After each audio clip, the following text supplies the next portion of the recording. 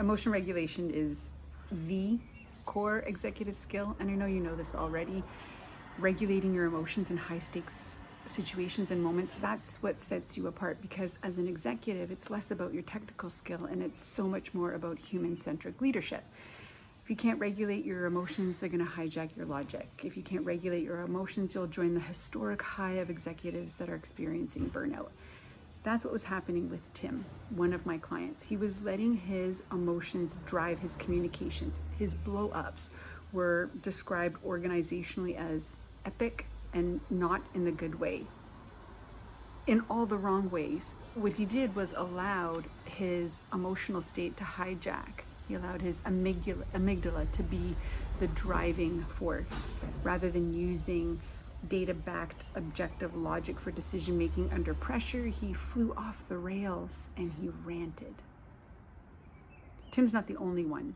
Within my executive client base, 92% of the executives that I coach have described such situations in instances where their emotions got the better of them. It was hard for them to maintain their composure and be clear.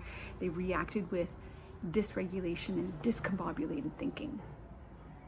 When we look under the hood of that, what's really going on within our emotional intelligence is emotional reactivity. And the first place we need to look when we're talking about emotion regulation as a core skill is towards your belief, towards your thinking. It is the thinking that triggers deep emotional reactivity. And here's why. The emotional gap that's created by and in any hijacked emotion is the difference between what you expect, want, desire, and then the reality of what's actually happening. And that is the emotional gap. Here's what you want, here's what's happening. Disappointment, frustration, anger, exhaustion, overwhelm, those are all big emotions that occur within that gap. And those big emotions can be really challenging to navigate and regulate, especially when ego-based thinking doesn't align, meaning what you want and desire doesn't align with what's really going on. A really classic example that a lot of executives will understand is when we're in the space with our other executives, when we're in that senior leadership team. So Tim, my client, is the CEO.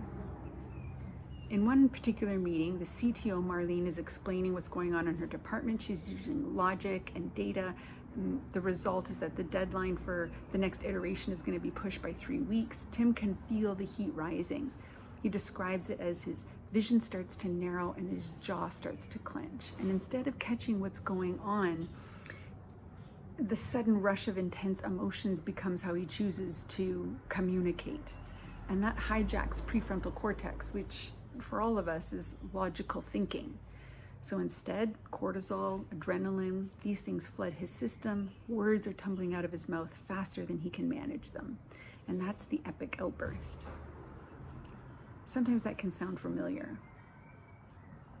Functions like impulse control, reality testing, empathy, emotional self-awareness, assertiveness, all of these emotional intelligence skills, they're lost in the moment because a disproportionate amount of anger and disappointment and frustration, they lead the way, they consume. That's what a hijack is. The flash in the pan expression of hot emotions will always lead to words that we can't take back.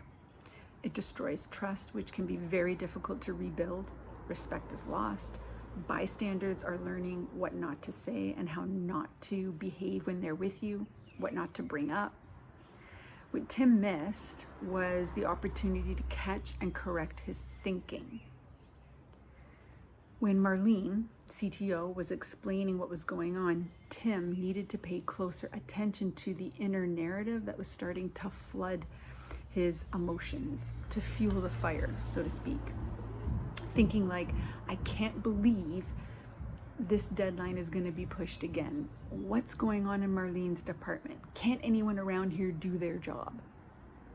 It's a really simple project. We're never going to get this off the ground. The whole year is going to be tanked. What's the board going to think about me? They're going to think I don't have any control or influence over this group, that I can't get the job done. There's no way I'm letting this happen to me. We can hear when I say these words as replications of what my executive clients are experiencing in those hot moments. We can all hear it back and replay and go, "Whew, that's really ego-based." But also we can hear and see the difference between what we're desiring, wanting, thinking, and what's actually going on. We can see the emotional gap that's created. Emotion regulation starts with noticing your thinking and telling it to shush. Or if you're anything like me, I prefer to tell it to shut the fuck up. It's a simple yet very powerful strategy, putting a spotlight on the thinking that you hear in your head, telling it to be quiet, because what you need to do in the moment is listen and then ask questions. The first skill is always going to be impulse control. In emotion regulation, the first skill is not reacting. Don't take the bait of the emotion in its ignition phase. Don't take the bait of your thinking. And this is why we refer to emotion regulation as the core executive skill. Being able to not take the bait is a flex. You have to be really good at that. So practicing it is something you have to practice as an executive. The second skill is reality testing. What you're thinking in your head might not be grounded in what's really going on. It's made up based on predictions, assumptions, judgments. You're a human being after all. That's what happens in our thinking.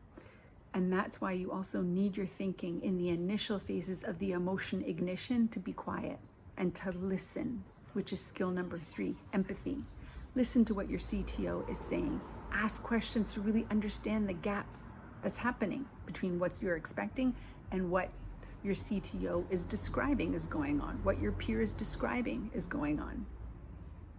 And then our final skill is assertiveness, with composure and control of your emotions. Because you used impulse control and emotional self-awareness, you can begin to assemble clarity.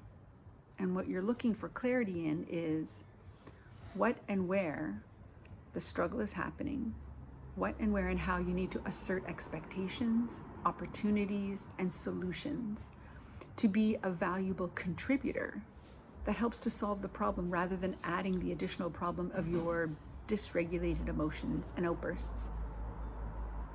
4 simple steps. Simple in their construction. Impulse control is waiting. Don't take the bait of your emotions. Reality testing what's really going on.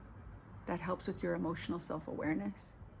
What's really going on in your thinking. Empathy, listening what's really going on for them so you can ask good questions and uncover what's really going on with them. Find the truth.